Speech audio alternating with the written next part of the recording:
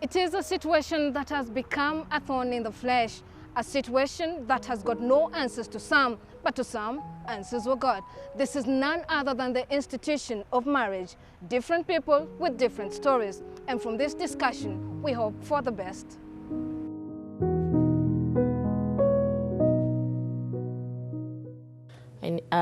We met in 2011, then we moved in together in 2013.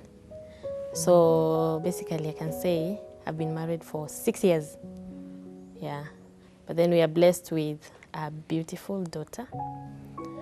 Well, in marriage, obviously there are advantages and disadvantages. So many people get into marriage thinking that it's all going to be flowers, roses, like happy every day, but then it's not like that. There's so much that happens because like when two people start dating, most people or some don't really show their characters, their real characters. Then later on in marriage, when you're deep into it and you have kids, that is when you start, like characters start coming out, showing, which I don't think is good because such kind of things make people fight. And then, for example, if somebody has kids outside, you have to tell your partner before you get married. You have to say it during that courtship period. You have to say it, confess it. Because later on, when you're together, you're married, you have other kids, that is when you start telling your partner, oh, I have 2 more kids outside. That is very stressful. It is in different forms at the moment, the calm-wisting marriage and the legal marriage. Given a second chance, 3 in every 10 people would not marry their current spouse again. This being a nationwide survey on the status of the institution of marriage in Kenya. A survey done by Infotrack revealed that only 40% of Kenyans are happily married. The rest are rather unhappy or not sure how to describe their unions. But where is the source of the problem, or where have we failed as a society? People fight over such kind of things. So sharing a space is one of the, I can call it a disadvantage, because as for me, when I moved in with my husband, I was so used to like being alone.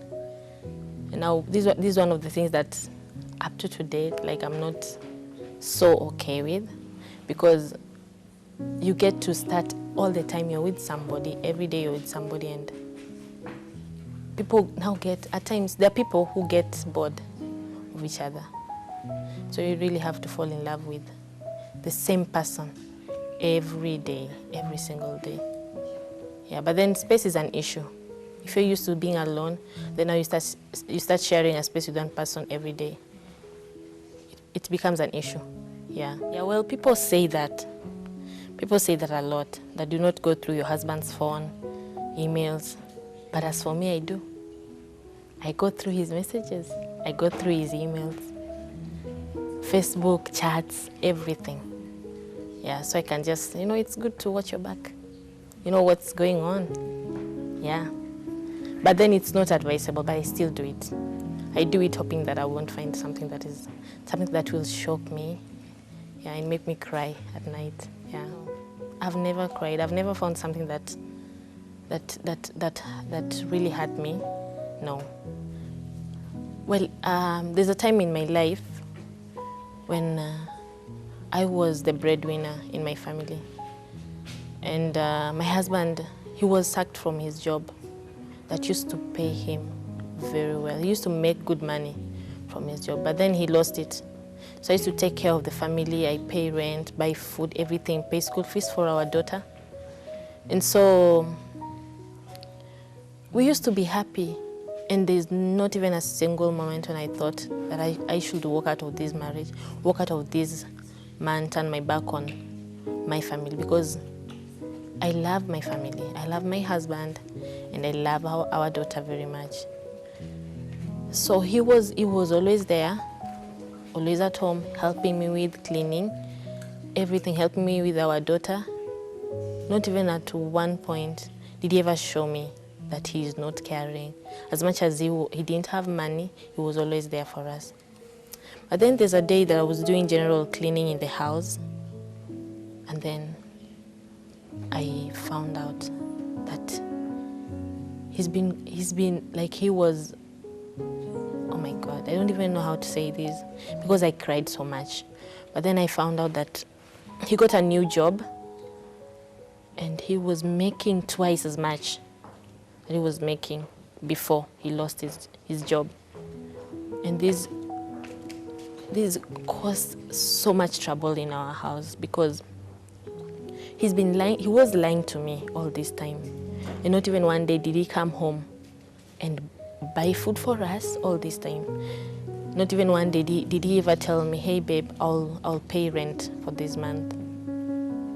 It was always me. And he lied to me. He was not honest with me, not even once. And he every day he left the house in the morning, and I knew that he was going just to look for a job, but he had a job. End of the month, I couldn't even see a cent that came from him. So this was very stressful. As a woman, I didn't know what to do. I called his mom, but his mom was, I think his mom knew because from the way she talked to me, she knew all this time because I think the son was always sending her money back home. Of course, there's a time I realized that most of the time when his phone called, he could walk out of the house, go outside. And even the day he told me, there's a day we were seated, we were watching a movie, then his phone called. He walked out, and then he came after like 3 minutes and told me, I'm going to meet a friend. He never came back home that night. So basically what I want to say is that a woman, you'll get something from a woman. I mean, what you give to a woman as a man, you'll get it back. If you mistreat a woman, you'll get that back. But she will not mistreat you back, but then she will stop. Love fades. She will stop loving you. And then if you don't give her attention and somebody else gives her attention, she will run to that person. You know, such kind of things, cheating in marriage, that comes, especially in my experience, when my husband was cheating on me. You know, you can, such kind of things causes people to have emotional distress, and somebody can even end up killing the other, like so many cases that have been happening. Commit suicide, kill yourself, kill your kids, you kill yourself, you know, because of stress. Fulton Jason puts it well by saying, it takes 3 to make love, not 2. You, your spouse, and God. Without God, people will only succeed in bringing out the worst in one another. Lovers who have nothing else to do but love each other soon find there is nothing else. You know, some people get into marriage thinking that it's always a bliss, it will always be happiness. Like you will always be happy every day, but then, or even like have intercourse every day. But then when you are in marriage, it doesn't happen that way. It doesn't happen that way. You know, at times society expects you, or people say, you'll be having intercourse like five times in a week. It doesn't happen that way. Maybe twice. And it gets to a point where you just can't do it anymore. With all this said and done, is there hope for the future generation? Is there hope for the marriages in Kenya? Is there hope for families? What is the role of the government in this? What is the role of the spiritual leaders? And what is the role of the non-governmental organizations? For Ebru TV, I'm Beverly Vugutsa.